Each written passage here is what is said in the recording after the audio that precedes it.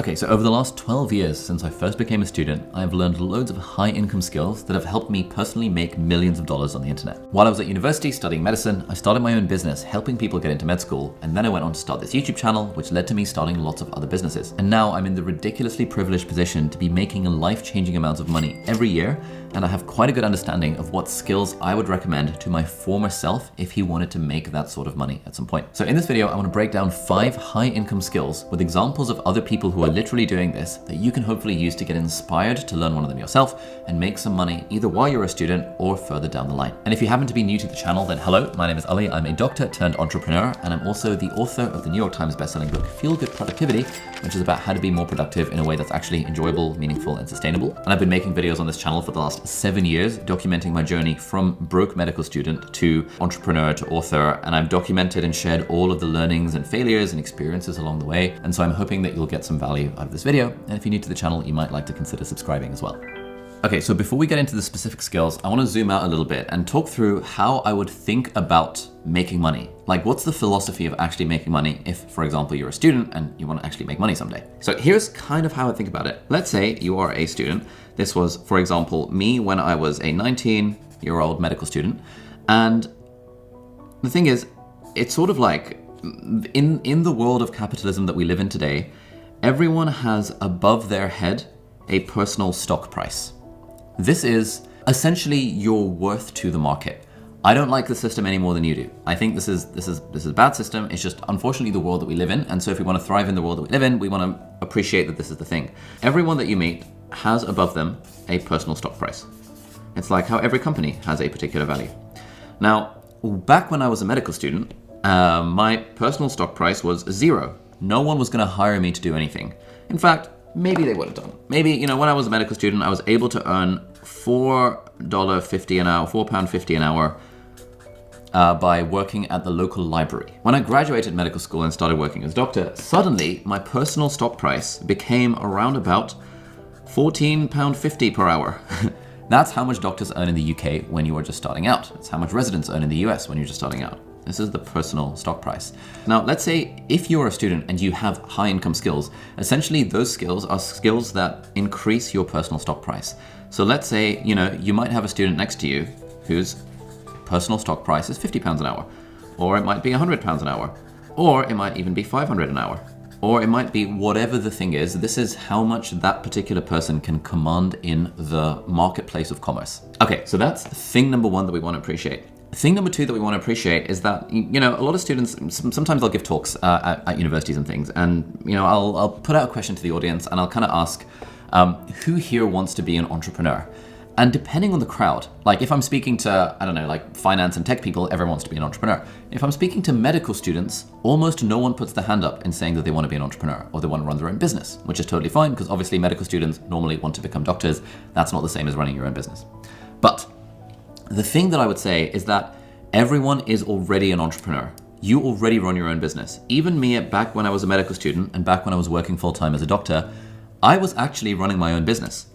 It was just that my business was hired out to one employer, which was the National Health Service here in the UK. And the rate that I was charging my employer was £14.50 per hour. So it's like I've got one client in my business. That client is my employer. And the rate, the amount of money my business is worth is £14.50 an hour. And in a way, we are all entrepreneurs because we are all selling ourselves in some way to the market. You might not like to think of your job as selling yourself to the market, but in, unfortunately, the capitalist world that we live in, you are in fact selling yourself to the market. So you are already an entrepreneur and you have your business, the business of you, has a stock price in the same way that Apple has a stock price. Apple is a business, it has a stock price. You as an individual are a business, and you also have a stock price. So, knowing that this is the state of the world that we live in, essentially, how do you make that number go up? How do you increase your personal stock price? How do you get more leverage? How do you make it so that, your one employer, your one client isn't only paying you £14.50 an hour? What if this client decides to fire you? What if you get laid off from your job, as a lot of people did during the pandemic? Uh-oh, now your business has 0 clients and now you're not making any money. This is potentially bad because you've got bills and stuff to pay.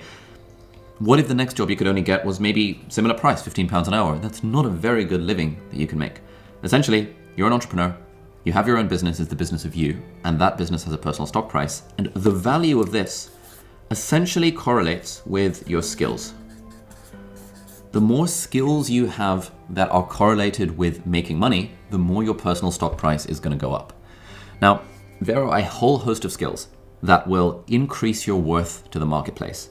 But there are also a whole host of skills that will not increase your worth to the marketplace. Again, for the record, I don't like the system any more than you do, but we're kind of stuck with it because it's a system that we have right now. And so we can kind of think of these skills as low income skills and high income skills. So if, for example, you are in the UK, being a doctor is unfortunately a low income skill.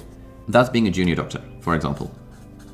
If, however, you train for 15 years to become a neurosurgeon, being a neurosurgeon is a high-income skill, which in the UK would maybe make you, I don't know, 300K if you do private practice and maybe 100K if you don't do private practice. If you're in the US, that's worth over $1 million a year. It's a very high-income skill. Neurosurgeon as a skill has a different value depending on which market you're in. In the US, which is a private healthcare system, it has got a way higher value than in the UK, which is a state-funded healthcare system. This is one example. What else are skills? Well, playing a guitar is unfortunately a low-income skill. Unless you are literally the best in the world. I mean, if you're the best in the world at anything, it sort of becomes a high income skill, but that's aside. But being able to play the guitar, broadly a low income skill. Being able to code an app is a very high income skill. Being able to write an academic essay is unfortunately a low income skill. It does not pay very much in terms of the marketplace that we currently live in. However, being able to write a sales page or a letter is a very high income skill. This is called copywriting. This is if you were, for example, to take the skills of academic essay writing and apply them to persuasive writing. The person who writes what's on the Apple iPad homepage that tries to convince people to buy an iPad, that person is paid a lot of money because that is a very high income skill that translates to a lot of money in the marketplace. At university, you learn a lot of low income skills, unfortunately, and most university degrees and most school systems do not actually teach you high income skills. A lot of high income skills are things that don't sound particularly sexy and things that you often have to learn on your own. Now, one of the skills that we're going to be talking about later in this video is web design. And for that, you're going to need a web hosting platform, which is where Hostinger comes in, who are very kindly sponsoring this video. Now, Hostinger is where I personally host my own website, aliabdaal.com, which gets lots and lots of hits every week and every month, so you can check that out if you like. And actually, Hostinger is the world's fastest growing web hosting company. It is incredibly easy to use, and it's also very affordable. So if you click on the link in the video description, then you can sign up and you can start building your own website completely from scratch without actually having any coding or web design skills. For most people looking to create a personal website, the premium plan is probably the best option, and that starts at under $3 per month. And with that, you'll get a completely free domain name. You also get free email addresses to use. And the premium plan actually supports up to 100 websites that are all kept really secure online. It also has built-in AI tools that you can use to make the whole website building process even faster. So for example, the AI website builder creates a unique website after you've just answered 3 questions, and then you can customize that website that they've created for you super easily with their drag and drop editing features that are really cool. I genuinely think that everyone has at least something that they can share and talk about online, so I definitely encourage you to think about creating your own personal website. And I would 100% recommend trying out Hostinger if you're not sure where to start. The premium plan is just one option, so do be sure to check out the other options to see if you can find the right one for you. For example, their business plan has e-commerce features if you want to actually sell stuff online. And it's got a bunch more AI tools like a writer and an SEO tool to help drive more people to your website. Again, there is a link to sign up down in the video description, and if you use my code aliabdaal at checkout, you will get an extra 10% discount. They also do have a 30-day money-back guarantee for peace of mind, so you can try it out, and if you don't like it, you can just email them and get your money back. So anyway, thank you so much, Hostinger, for sponsoring this video. Okay, so the final thing to keep in mind in this entire equation is that the value of a skill does somewhat depend on who is buying that skill. So for example, let's say you're just really good at the guitar.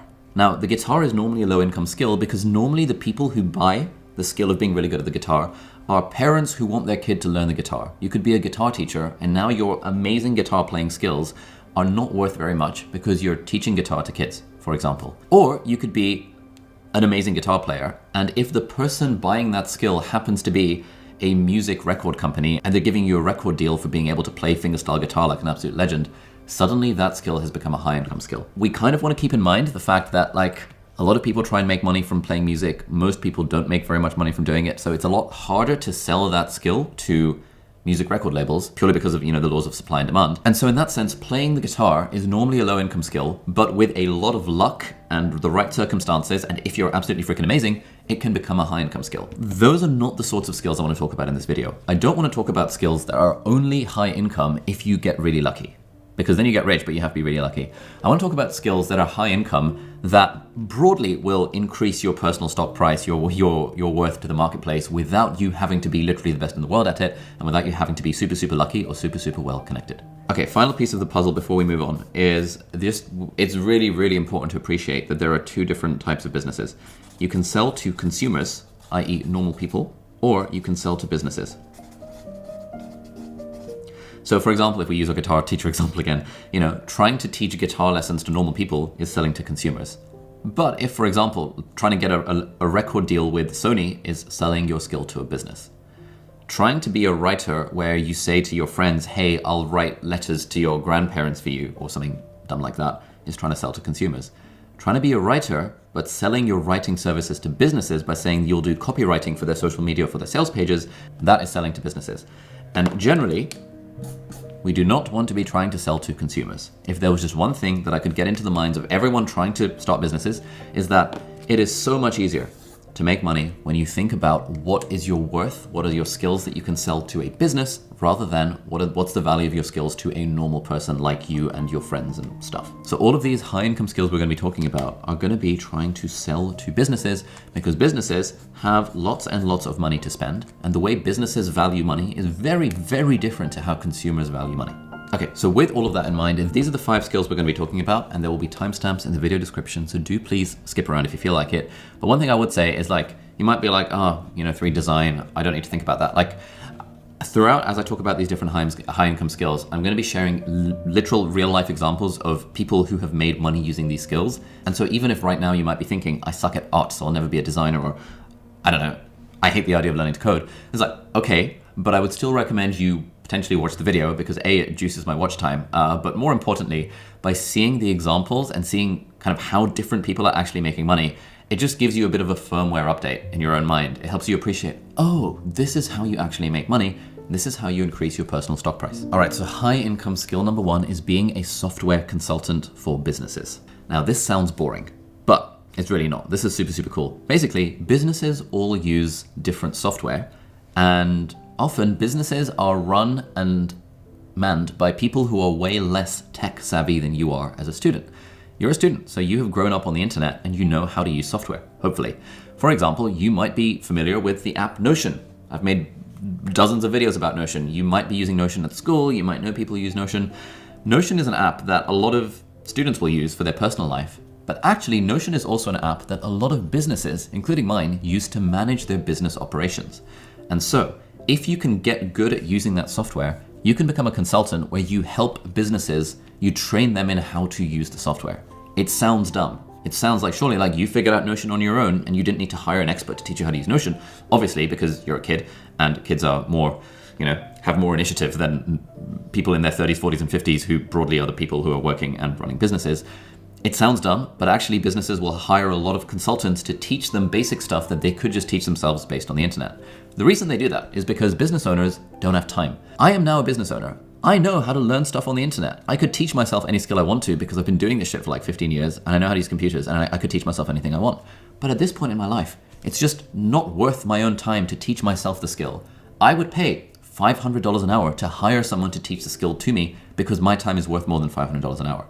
And so you might think that businesses are being dumb, and some of them is they're not very tech savvy and they just sort of want some hand holding, and that's okay. But actually it's worth appreciating that a business will pay to learn something that you as an individual can absolutely just teach yourself.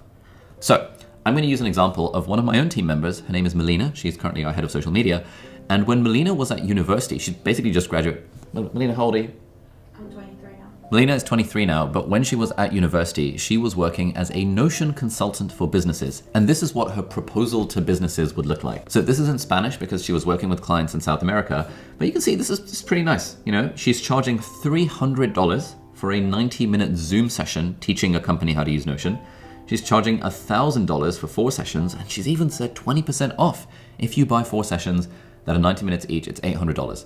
That's a pretty high income skill. That's more money than fully qualified trained consultants in the UK who are doctors with 15 years of experience. And Melina was doing Notion consulting when she was like 18, 19 years old at university. I've just actually been informed that Melina was 21, 22 when she did this. Well, like the same kind of idea. You get it. Like there's really no difference between an 18-year-old and a 22-year-old. Don't tell anyone I said that. The other thing that's interesting about this proposal is look at the team spaces on the side. General, engineering, design, product, marketing, operations, HR, and legal. Melina has I guarantee you as a student, those are not the categories on your sidebar on the Notion page. It might be work and home and essays and assignments.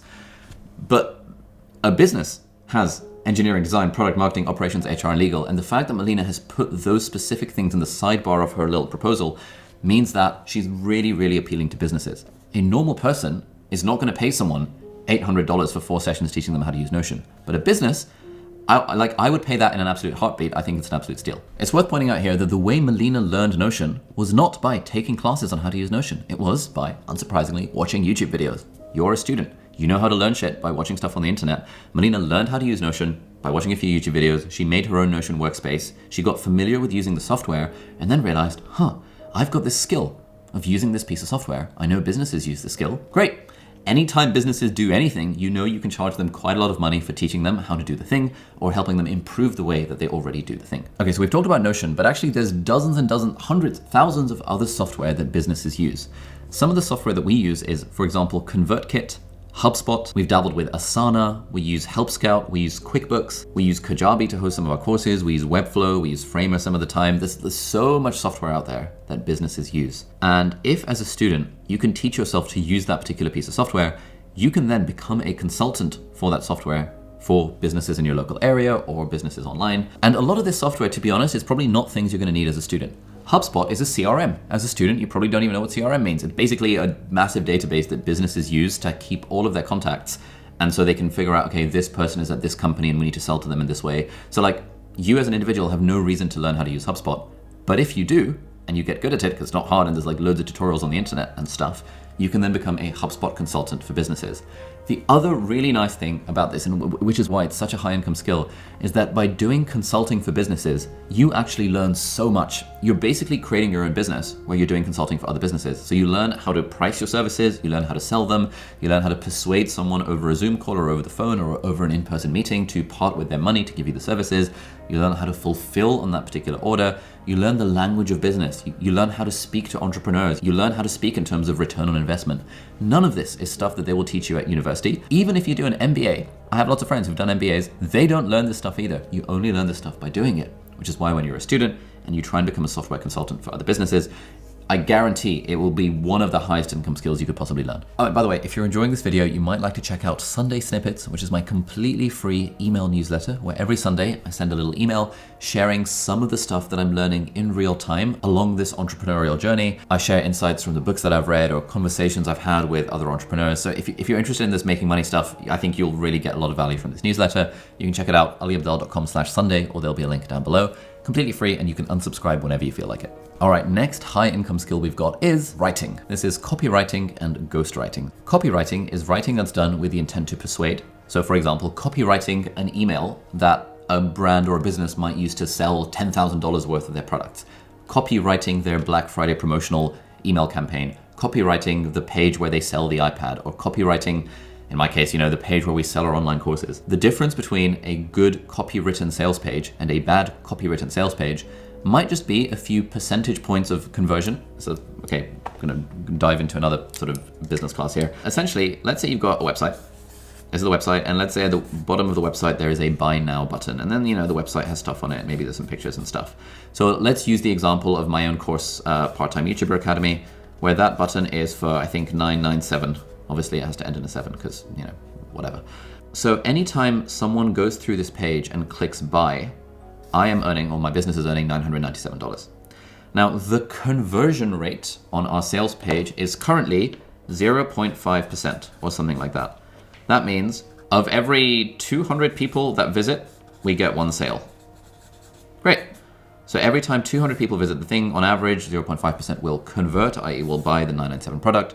So we make $997 for every 200 visitors we get on the website. Now, there are some people who have sales page where the conversion rate is 1%. or even 2%, or even I've heard people who have a 4% conversion rate. So what would it look like if we managed to increase our conversion rate from 0.5% to 2%? You know, what that would look like is for 200 people, we now get 4 sales. It doesn't seem like a lot, but now 200 people is making us $4,000 rather than $1,000. There's a big difference between $1,000 and $4,000. Now, in our case, our part-time YouTuber Academy course makes just over $1 million a year or something like that with a 0.5% conversion rate. If someone were to copyright our landing page, our sales page, and if we were able to increase that conversion rate to just 2%, from 0.5 to 2%, instead of it being a $1 million a year business, it would be a $4 million a year business. And what is the difference between a 0.5% and a 2% conversion rate? It is copywriting. If the sales page is a little bit more persuasive, it increases this conversion rate. And you don't have to increase this conversion rate by much to make a massive difference to the top and bottom line of a business, which is why copywriting is a very, very, very high income skill. It's not that hard to learn. There are books that talk about it. Copywriting Secrets by Jim Edwards is my personal favorite.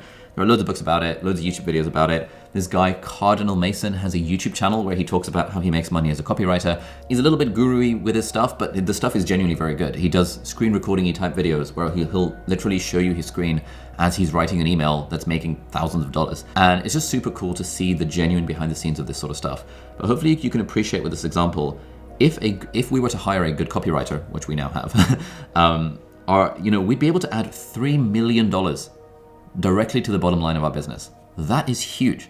Obviously, we wouldn't pay a copywriter $3 million, but like if someone were able to say, hey, your conversion rate's currently 0.5%, I guarantee to get it to at least 2%, and I just want 10%, I'd be like, of course, I'd be making an extra $3 million, and that person would be making $300,000, the 10% of the difference, just by copywriting our sales page. It's a very, very, very high income skill. So copywriting is one high income skill that you can use for writers. The other one is ghostwriting. Two friends of mine, Dickie Bush and Nicholas Cole, have an online course and a YouTube channel where they teach you how to do ghostwriting to make loads of money from it. And I've actually got 3 interviews with them on my podcast channel. I will link them down below and maybe up there. So if you're interested in ghostwriting as a very high income writing skill, you should check out those interviews, and they give you the whole roadmap of how to make money as a ghostwriter. All right, high income skill number 3 is to be a designer. Now this could be a web designer or it could be a general graphic designer, because again, we're thinking about selling to businesses. So what kind of design skills do businesses need? Your mind might come to, okay, well, they need a design for the website. Yeah, they do. And if they make apps, then they need some sort of designs for the apps. Yes, they do. But there's also loads more design assets that businesses need and pay for. For example, I've paid a lot of money for my YouTube banner. That's a design asset. If businesses post Instagram carousels, those are design assets. Businesses create ads that they put on billboards and on social media and stuff. Those require design assets. I know a lot of entrepreneurs, business owners at this point, and one of the common things we all lament is how hard it is to find good designers. My brother runs a startup. It's called Causal. You can check it out. And they hired a designer, and I think they were looking to pay them $400,000 a year.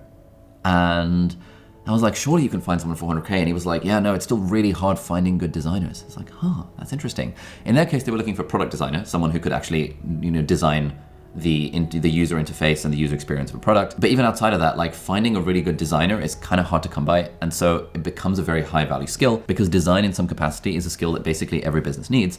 And most businesses, if a business is like under about 20, 30 people, they probably can't afford to have a full-time designer on the team. And so what they'll do is that they'll contract work out to freelance designers, and you could be one of those even if you're a student. Now, incidentally, and you might not know this, being a designer was actually my highest income skill back when I was at medical school, because I was working as a freelance designer for various medical tech companies. There were these companies that wanted to design like medical tech products, and I knew how to do web design and product design, and I taught myself app design by watching some YouTube videos about it. And so I was being paid £100 an hour to do freelance app design and web design for these med tech companies.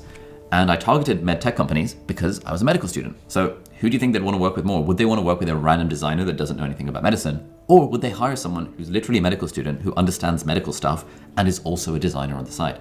They'd probably go with a person who has a little bit of industry experience. And so it was fairly easy for me to get those gigs. Had I tried to email Apple and say, hey, let me be a designer for you guys, obviously they wouldn't even reply to me. But I wasn't trying to target the Apples of the world, because that would just be dumb. I was targeting is a weird way to say it, but I was reaching out to people I knew through my network and doctors in my hospital and stuff, when I would find that they were working on some sort of med tech product, which often, well, not often, but like quite a lot of them were. Now, if you're looking for resources to how to learn design as a skill, I would recommend the YouTube channel for Abby Connick. She is a full-time graphic and brand designer. She didn't go to university. She taught herself the skills. She was working at this resort company for 4 years and she got lots of experience, built a portfolio, and now she does YouTube videos and stuff where she teaches people how to become designers. So if you're interested in that, if you feel like you have a reasonable aesthetic sense and you might want to learn how to use Figma and Canva and Photoshop and stuff, those are very, very high income skills, provided you're selling them to the right business. All right, high income skill number 4 is being a website builder. Now, this didn't used to be a high income skill. Back in like 2008, 2009, when I first started dabbling with web design, being a web designer or a web developer was actually a fairly low income skill. Probably I was targeting the wrong clients because as I think about it, I was dumb and I was advertising myself on freelance websites, which means I was finding people and businesses who were trying to get people for like $5, $10. And so I was charging $5, $10 for website design. That's not how I would go about it if I was a little bit more intelligent. Being a web designer, again, what does every business need? Every business needs a website. So it's similar to the graphic design stuff, but being a web designer and a developer, if you can do both of those things, you are a bit of a unicorn, a bit of a diamond in the rough. Now, if you've seen my videos before, you might have heard me mention a guy who is now a friend of mine. His name is Henry.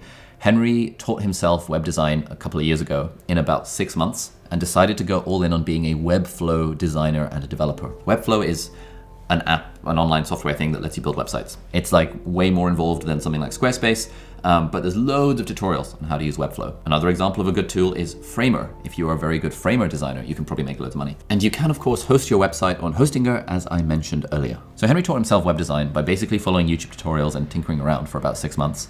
And then he was able to charge thousands to tens of thousands of dollars to businesses to design websites for them. Henry is also very good. So he designed the website for my book, feelgoodproductivity.com. And I think we paid him $15,000 for that, pretty high income skill. He's also designed some of the sales pages for our productivity lab. Again, I think we paid him $10,000 for that. Sounds like a lot, but as a business that's doing multiple 7 figures a year in revenue and profit, to me, 10 grand is nothing, 15 grand is nothing. The fact, if we can get extra sales of the book and it only costs 15 grand, it's like, wow, what a bargain. If we can boost our conversion rate for a productivity lab sales page by just a few percentage points or whatever, or even a few decimals of a percentage point, 15 grand, 10 grand is absolutely nothing. This is the sort of mindset that businesses are in if you target the right sort of business. Yes, if you target your local coffee shop that's making no money, it's a different sort of equation. But if you're targeting businesses that are sort of the $1 to $10 to $20 million a year range, again, it might seem like a lot, but there are actually quite a lot of businesses that are in that category. If you target those sorts of businesses, then again, web design becomes a very high income skill. All right, the 5th high income skill that we're going to talk about is coding. If you're watching this and you're not a massive nerd, you might be thinking, oh, coding. People have talked about it. I don't want to learn to code. It's hard. I'm not mathematically inclined. It's like, okay, but like there are a lot of people who are not nerds who are good at coding. Coding is actually surprisingly accessible as a skill to learn. There are loads of completely free YouTube tutorials that teach you the basics of learning how to code. The fact that you can use AI tools like GitHub Copilot and ChatGPT and stuff to help you out while you're coding is also phenomenally game-changing. US-based tech companies are paying like $400,000 starting salaries for coders, which is insane. Depending on levels of experience, all that kind of stuff. Everyone I know who taught themselves coding and got a job in that field is earning at least 6 figures a year, basically straight out of university, because there's always a demand for good coders out there. But you also don't have to use coding as a skill that you can sell to other businesses. You can use coding as a skill to create your own products as well. Now, the example I want to give here is a friend of mine, Sahel. Sahel learned how to code by essentially teaching himself, and he built a product called Firecut, which is like an AI tool that helps video editors. He's a friend of mine, so we sort of partnered on it, and I drove some traffic to the thing. But from quitting his day job a few months ago, well, I think like 9 months ago, last time I checked, he was earning $35,000 a month from the software that he built himself. It's hard to overstate just how amazing coding as a skill is, because now whenever you have an idea for anything that involves a computer or a phone or the internet, which is basically almost every sensible business idea these days, as soon as you have that idea, if you know how to code, you can see the process of what it would take to actually build it. And anyone can build any kind of app, any kind of website. You've got AI to help you. You can charge money for it. You could be a 13-year-old kid in Pakistan. You could learn how to code. You could build some sort of app. And if that app is good and you find a way to get leads and traffic to the app, you could literally make thousands, if not tens of thousands, if not hundreds of thousands of dollars a month by just the fact that you've built this tool which people enjoy using. Now, a great resource for this is the website Indie Hackers.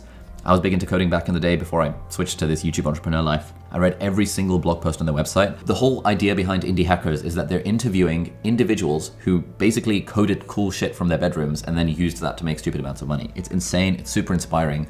And the more of these stories you read and listen to, the more you realize, oh, actually, this is not so bad. I could probably teach myself this thing, and then you can start having ideas for different cool stuff that you can build. All right, so if you've gotten to this point in the video, then there is a pretty high chance that you are on the path to financial freedom, where you would love to live a life where you can basically do what you want without having to worry about money. And if you're interested, I've got a video over here, which is my honest advice for someone who's seeking financial freedom. So check that out if you like. Thank you very much for watching, and I'll see you next time. Bye.